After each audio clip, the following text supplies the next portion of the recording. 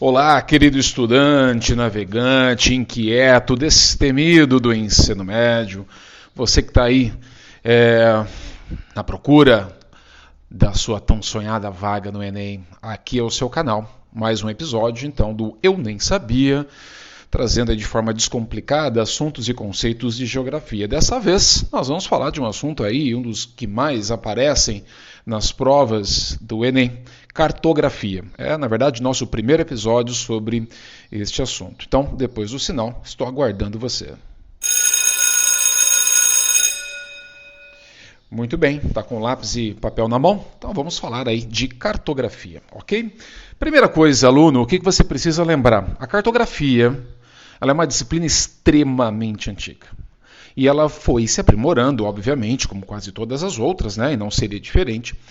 Ela foi se desenvolvendo graças ao desbravamento das fronteiras de nós, seres humanos, por esse espaço geográfico incansável e também pelos avanços tecnológicos. Tá? E especificamente agora, nesses últimos tempos, pela questão da computação, das imagens de satélite, sensoramento remoto, aeronaves, softwares, enfim.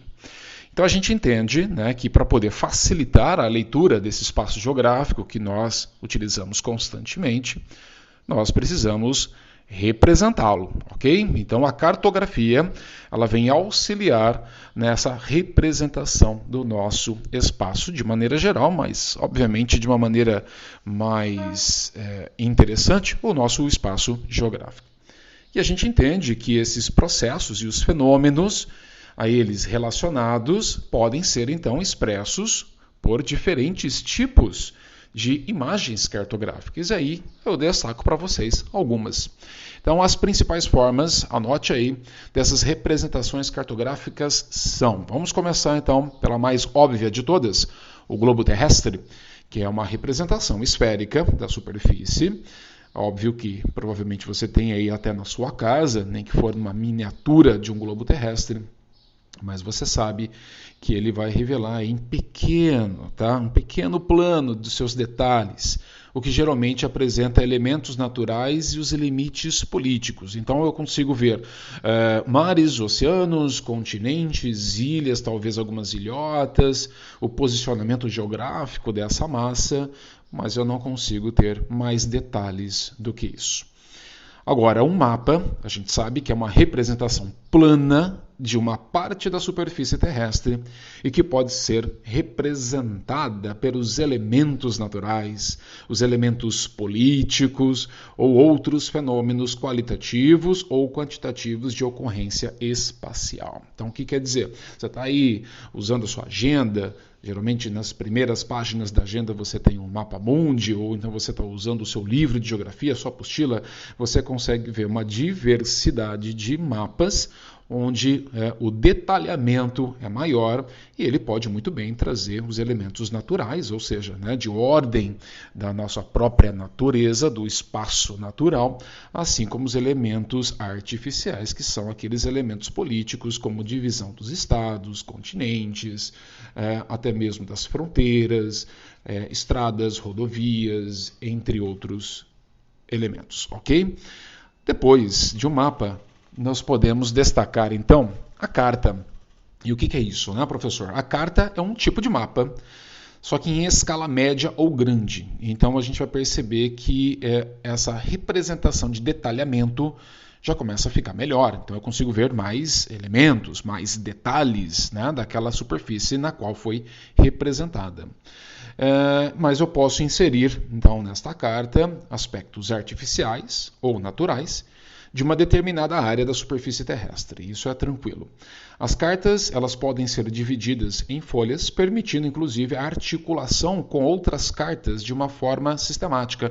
Então você consegue ter diferentes cartas, juntá-las para poder obter uma representação ainda maior. Um exemplo de cartas são os mapas topográficos, né? Os engenheiros civil, engenheiro agrônomo, né, entre outras profissões, utilizam de forma constante para entender aí as diferentes formas e alturas do relevo. Geralmente essas escalas elas são expressas de 1 para 50 mil centímetros ou de 1 para 10 mil centímetros. Né? O que significa isso? Que 1 centímetro daquela carta representa 50 mil centímetros da realidade. Além disso, nós podemos destacar a planta. E o que é isso, então? A planta perdão, é uma representação gráfica de uma área em escala grande. Então eu consigo ver, de novo, mais detalhes. Eu estou diminuindo a área a ser representada, mas eu estou trazendo mais detalhes daquela superfície. Ela é utilizada para apresentar informações espaciais que geralmente são utilizadas para representar pequenas áreas. Né? Então, imagina, um arquiteto ele precisa detalhar o que ele vai colocar naquele determinado cômodo, né? Que tipo de acabamento, revestimento. Então ele pode usar uma planta para poder representar nessa superfície exatamente quais são os elementos que ele escolheu na decoração ou no acabamento daquela casa. Então, arquitetos, engenheiros utilizam muito esse tipo de material cartográfico. Nós temos então o croquis, que é uma representação feita à mão livre. Nós costumamos dizer que na verdade ele é um esboço e que não é, né, de maneira nenhuma fiel às proporções, né, da área que está sendo representada. Então não tem essa preocupação. E nela não temos então essa escala cartográfica, uma orientação, sentido norte, sul, leste, oeste, e muito menos as próprias coordenadas geográficas. Tá? Então, na verdade, aí é um rascunho, é um esboço. E por fim, a gente destaca aqui a anamorfose, que é, na verdade, um recurso da cartografia temática que representa as proporções ou até mesmo a intensidade de um fenômeno em relação à área de ocorrência.